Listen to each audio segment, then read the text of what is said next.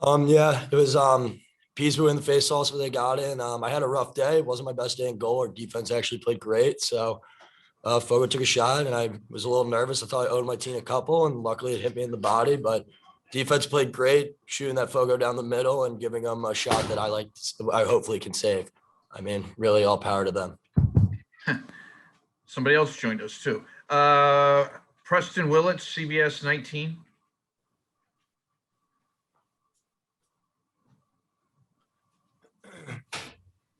Jared, just knowing that you decided to come back after last season was short, and just kind of what is this feeling like, getting to hoist that trophy again?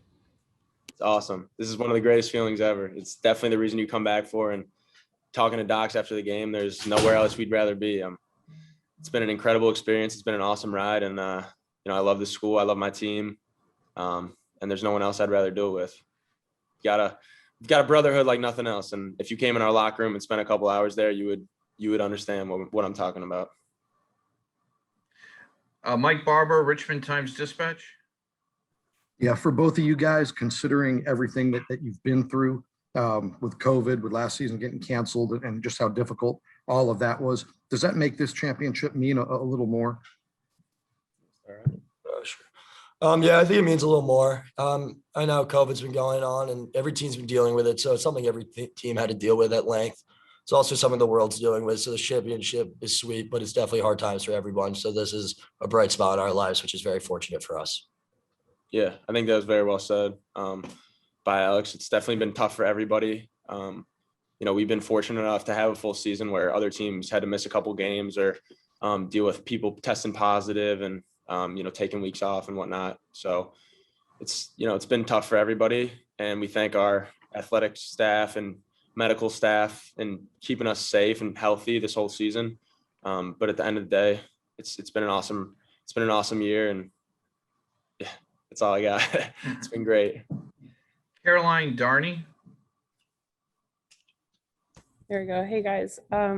Jared, it looked at the beginning of the second half, you guys were having fun playing together. Was there any message in the locker room from Coach Tiffany that emphasized that, 30 more minutes of the season? And obviously scoring goals helps, but just the vibe on the sideline, the way the goal celebrations were happening, was there anything specific that addressed that?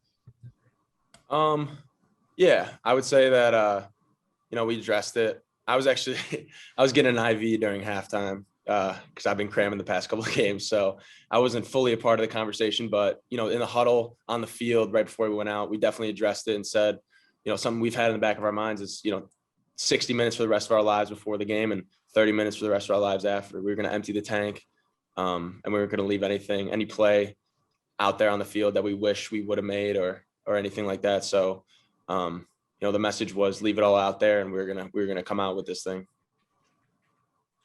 Patrick Stevens, Lacrosse Magazine. Jared, in a game like this, where it seems like there's a 4-goal run here and a 5-goal run there seemingly every quarter, how hard was it to kind of hold up at the defensive end and just withstand everything right down to the last moment? It's definitely tough.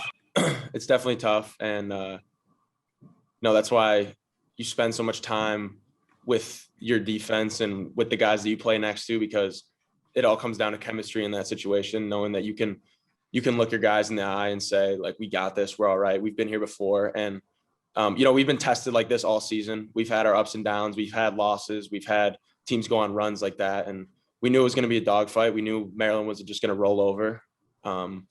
And, especially after that 2019 game, when we had that comeback, we knew that they were going to be hunting us down and looking to come back from behind coming into that second half. So, really at the end of the day, it just came down to our chemistry and being able to look at each other and know that, we can rely on each other and we were going to leave it all out there and give everything that we had. Jeff White.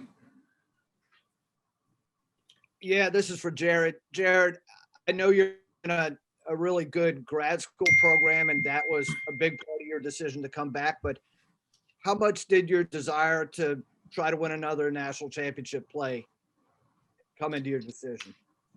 It was a huge part of the decision. And I think the biggest part too was just the guys that I would have been leaving behind. With the opportunity to win another championship, there was no doubt that I was going to come back at some point and one way or the other, but being able to come back and be surrounded by the group of guys that we have is something you dream about.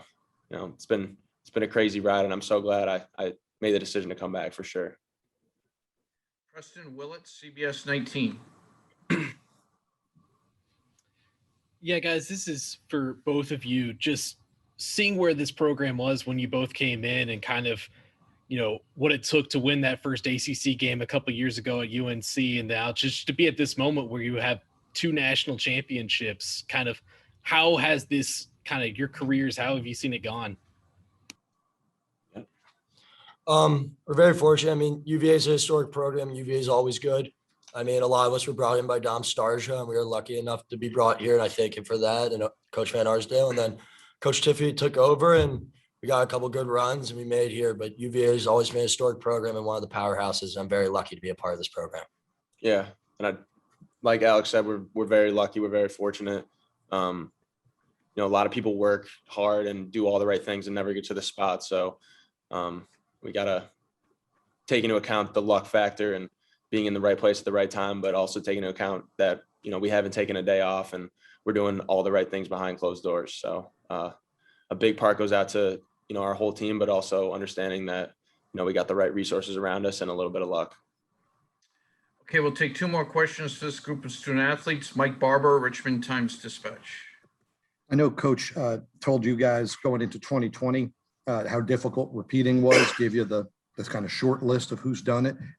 Now that you've been there and done it, how hard did it prove? That was tough, man. It was tough. And especially with, I'm sure you guys have been hearing about like all the COVID stuff, dealing with all that. It's definitely been a grind, and knowing that you have a target on your back the whole season as the returning champions is, something that we talked about throughout the whole season, but we weren't going to let the 2019 team be the 2021 team. We were going to have our own story and do everything that we could in our power to make this happen. Okay, and the final question for these 2 student athletes, Kevin Brown. Yeah, for Jared first, and if Alex, you can chime in after. I'm sure you guys see Shellenberger ball out in practice a lot, but how impressed were you guys just his playoff run and especially his play today? Yeah, he's just doing his thing. We've known he's this good. It was interesting last year. He was on the scout team, and he was absolutely tearing us apart. And we were like, this kid's really gonna redshirt, but his decision paid off, and he's maturing into his own, and he's gonna play a huge role next year with Matt coming back. And I'm really excited to see the man that he has become already, and the man that he's going to continue to become, and the role he's going to play in the next 4 years, I think he's got, or 3 years. So I'm super excited for him. He's a dog. He's a workhorse. Yeah, Connor's one of the best players I've ever seen, and he's also an amazing kid, which makes it even that better. I'm so happy for him, and I can't wait to see what he does next. He's the face of this program coming up. Gentlemen, thank you very much for your time in East Hartford this weekend, and congratulations. Thank you. Appreciate it.